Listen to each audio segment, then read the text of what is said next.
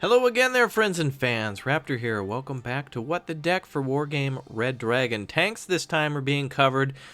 Yes, the centerpiece of all armies in Wargame Red Dragon. Really, Wargame, or I should say war forces in general. Combat forces, combat battalions, everything has a tank.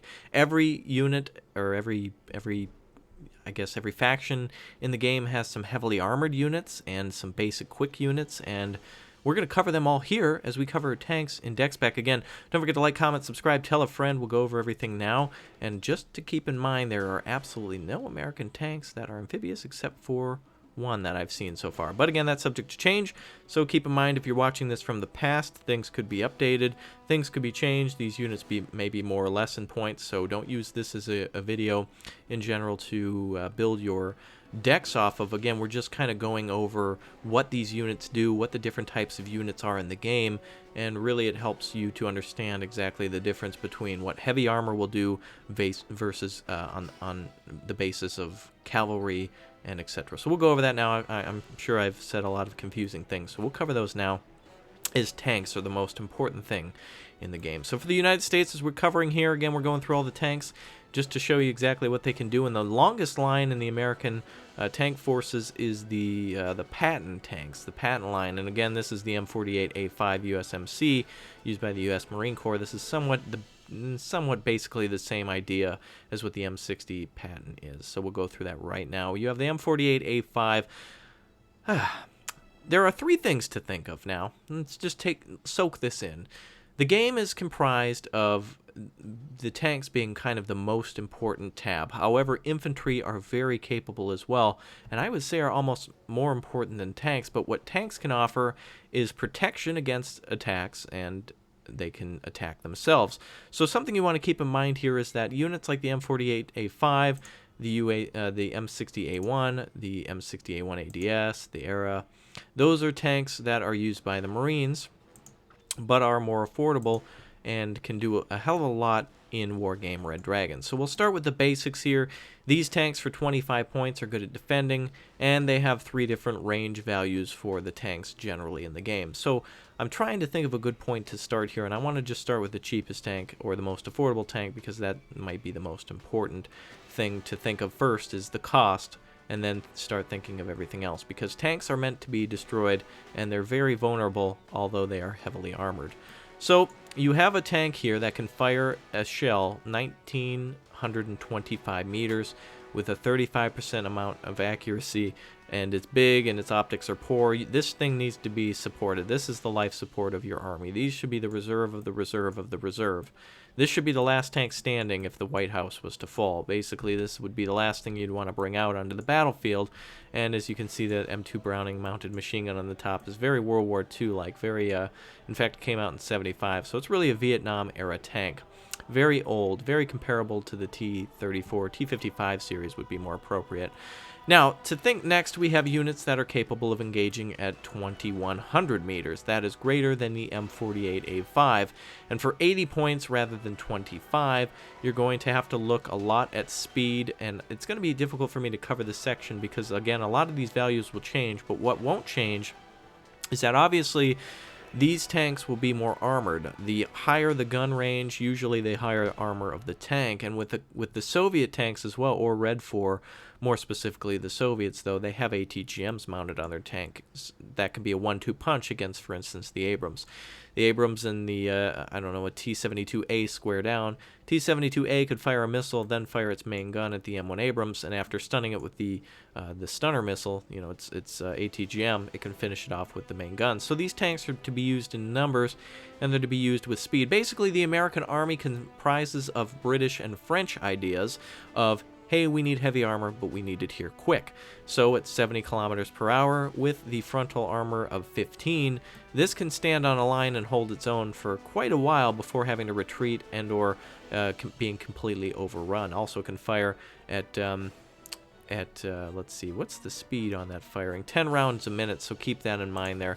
A lot to go over here. This is only 7, so we'll cover the cheapest tanks first, but one thing I did want to go over is the final range, which is 2275 for the M1A1, the M1A18 the HA, the Joker tank, and of course the M1A-HC, which is used by the Marines. And these are all different values, ending in the all the way up to the M1A2, which has a 2275 range as well. Differences between these again are armor, speed, and accuracy as well, because of a different computer in them. But let's start right at the beginning. Don't get confused. So we're back at the start here. So 1925. 35% accuracy. Not much to cover on these tanks other than that I will say if you're playing like a low point unit or game, these units are going to be very important to you, or even if you limit it to year. That's something I have yet to do, so I haven't mentioned it too much. But the M60 ADS, again, the paint jobs change, and there's more armor on some of these tanks. They have stabilizers. You'll have to compare these, but these first three tanks, the M45, the M48A5, the M60A1 USMC, and the M60A1 ADS are used by the Marines, and also the M60A1 ERA and the M1A1HC are all used by the Marines. These tanks are not as good M60 and back. I would recommend the M60A1 if you were going to be fighting tank v tank. These are more for fighting lighter vehicles, scout units, that kind of thing, especially if you're playing a normal game. As were the M1A1 in the Marine tab, this is something that combines affordability with high hitting damage. So for 10 more points than the original, the Joker tank here, we'll go over those things a little bit later. But that's the Marine line of tanks. Next, we're going to go over the Rise Pattons, which are also, or the, I should just say the M60A1, the rest of the patents to cover. They brought back all the patents from ALB and from from EE for Red Dragon. So you have the Rise patent here, which for 40 points, again, you can review all these stats, but I just want to keep in mind that it has the lowest, or the smallest range, 40% accuracy, and 7 rounds per minute. Those are some things that I should cover. None of these tanks, by the way, are so far amphibious. The M60A3, just an increase in some of the stats on the main gun. It can fire 2100, so for 20 more points.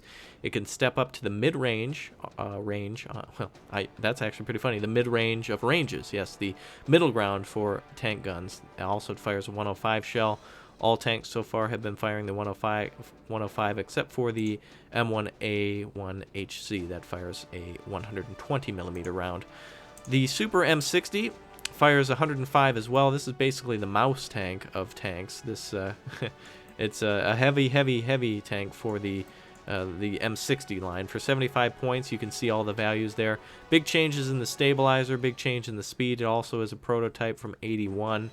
Probably the last of them before the MBT-70 was developed, but we'll get into that in a minute. Just looking between those values. All of these tanks so far I wouldn't necessarily recommend as a main tank force. These forces are mostly used for support or flanking maneuvers, as where you want the Abrams and such to punch holes in enemy defenses or attacks. These tanks are very good at guarding flanks and just hindering the enemy in their advances or in their retreat as well. Good chasers as well. If you keep them next to roads, you can hop on and off the highway and hinder enemy movements, defenses, or attacks. Now, we should cover something very interesting. The Starship. These are tanks that a lot of people seem to dislike, and it's basically an M60 with a different turret. You can see there the chassis is pretty much the same, but the M60A2E1 Starship has been with us since the beginning, of course, with a lot of these other tanks. But what it does is it uses a TV to distract the enemy. No, I'm just kidding. It's a rangefinder for the Shilea. I guess I've never pronounced that before. The Shia LaBeouf missile. Yes, the Shia LaBeouf missile can fire itself 2450 and can also ruin its career with 30% accuracy. So 16 AP power on that. It's really one of the only American tanks, and we'll go over the ones that do, that has an ATGM. In fact, I'm not sure if it fires out of that TV or not. I think it can be loaded into the main turret, or maybe those two ports to the left. Somebody who's more familiar with this tank, look into it, because that is an ugly sumbitch. That is just an ugly tank. 35 points, really good at defending an area, keeping the enemy back. If the enemy doesn't see this tank and sees ATGMs flying out, they could think twice about their attack too, so it's a good deceptive tactic. There's a little bit of ruse in this game. The Eugen people have kept that in a way of deceiving your enemy without actually deceiving them. Stepped up from that, you have the E2, which has just no real changes to it other than that it's faster in speed, and that it has a HS.820 20 millimeter on it. Very good against helicopters and ground forces, by the way. 1575 on that range as well. Now, I know there's a lot to cover here, and there's probably a lot of questions, so I want to encourage all of you, by the way, who are watching, who are pros with these tanks, or if you play a lot of Wargame Red Dragon or ALB, to also give tips and tricks onto using these tanks. Again, a lot of the the Canadians and the Danish and the Australians and the Japanese and everyone else will have tanks that are very comparable to this, mostly in terms of very light tanks to medium tanks such as this, and wacky tanks that these are like the circus of tanks, really. And the MBT-70 is more of what the Europeans would have in terms of it really tries extremely hard to combine heavy armor with speed. It's basically the Pontiac Aztec of tanks, except, well, this maybe is more the Pontiac Aztec. I may be being very obscure and American, but what I'm really trying to say here is that this tank is the end of the line for the American experiments. In fact, it fires the Shia LaBeouf post Transformers. So basically it fires a 2625, which is a further range and also has an autocannon on it. These tanks are very, very cool, by the way. I've used these a few times, and the autocannon on it is not to be underestimated. Don't underestimate that. 152 millimeter on that, by the way. That is a very big gun, and it can hit with let's see, 13 AP power, which isn't so big, but the stun ability, the 175 suppression on that is pretty good. Much greater, by the way, than those previous lines of tanks, because these all have 152 millimeter guns. Very good for stunning groups of tightly grouped transports and cargo trucks. You can probably kill multiples with one shot.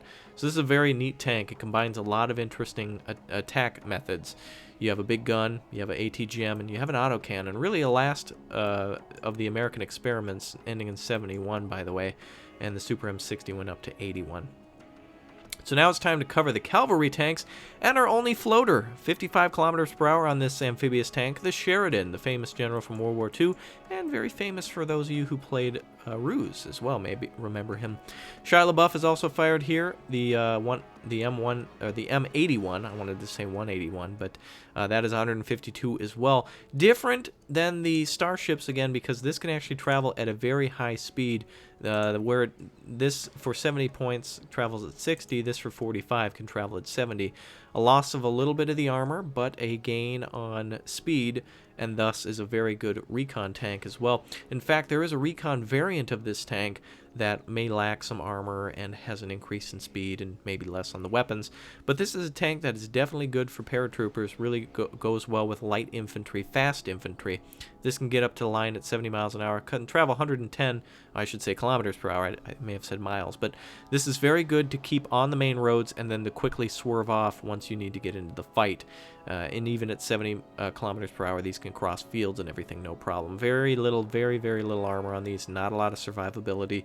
But if you need to crush transports or enemy support weapons, such as artillery or anti-aircraft, this is the weapon for you. Now, back in European escalation, the M8 AGS was one of the most accurate firing weapons in the game. Now at only 45%, it is still much greater than any of the other previous tanks that I've shown you, other than the MBT-70, both at 45%. These weapons here are very, very important for cutting off enemy supplies. This is basically a mini Abrams. Think of it as a mini Abrams. It's really like for two. It's a couples tank. If you and your partner are looking to buy an Abrams, but you can't really afford it, get behind the wheel of the 1992 M8 AGS available now at Willie Nut. Okay, so what we have here, and enough of the jokes though, I'm sure some of you are getting annoyed, but 15 rounds a minute at a weapon that can fire 45% accuracy with 105 shell. This thing can boom, boom, boom, boom, pump shells into the enemy all day. And with always picture these tanks firing from stealthy positions too. You can take out an entire enemy force that's exposed or from the flank before they even know what's going on. This is to be used, by the way, this is a prototype used with the airborne.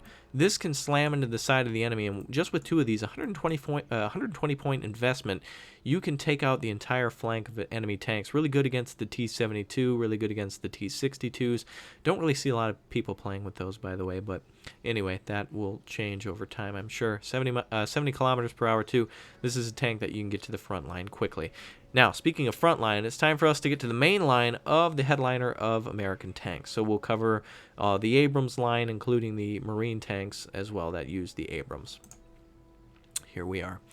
So for 80 points, the M1 Abrams is not really recommended, though it's not recommended not because it's a bad tank, but because there's a step up from that. The M1 IP, or just as we call it, the M11P, or the IP standing for Improved Performance, for 10 points more, you can see the differences between these two. Again, if you had a group of 4 of these, of course, then you have 40 extra points to spend on AA or something like that.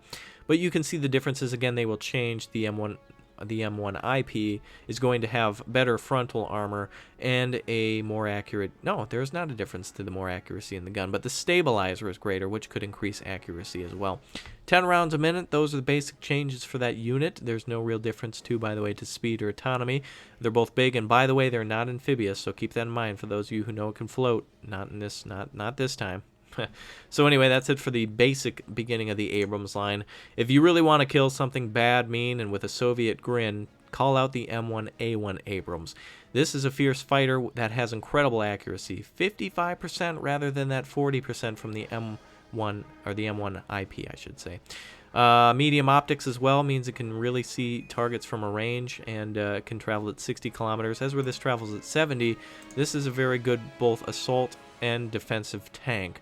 Also, the caliber has been increased as well from 105 to 120. And for the remainder of this video, we will talk about weapons that are now in the 2275 range. Keep in mind those ranges, again, are subject to change, but should be pretty solid, though. Tanks don't often change very much, at least in terms of main guns and range.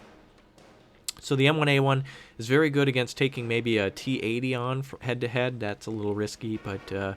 you know, again, with units such as the Americans, you want to bring the cornucopia of pain. You don't want to go to toe-to-toe with just one weapon, pardon the pun, but you actually want to bring in toes, you know, as well as tanks as well to finish off the enemy armor.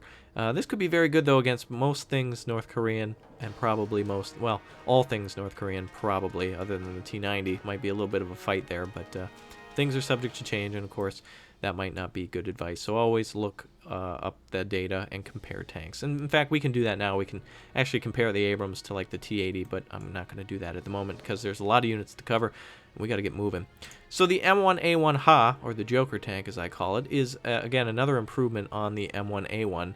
For a total of 20 more points, you get an increase to frontal armor, and that will make you say ha at what the enemy throws at you because you're basically going to be deflecting it. In fact, there's an upgrade to the armor package all around. Let's go ahead and compare these two. The standard Abrams on the left, or the M1 Abrams on the left, and the M1A1 the Ha on the right. The M1A1 on the left and the Ha on the right.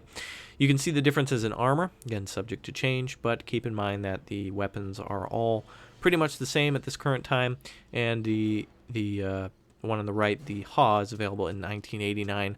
Also, the changes to the armor is no more than 2 points. You have 2 on the side, or 3 on the side.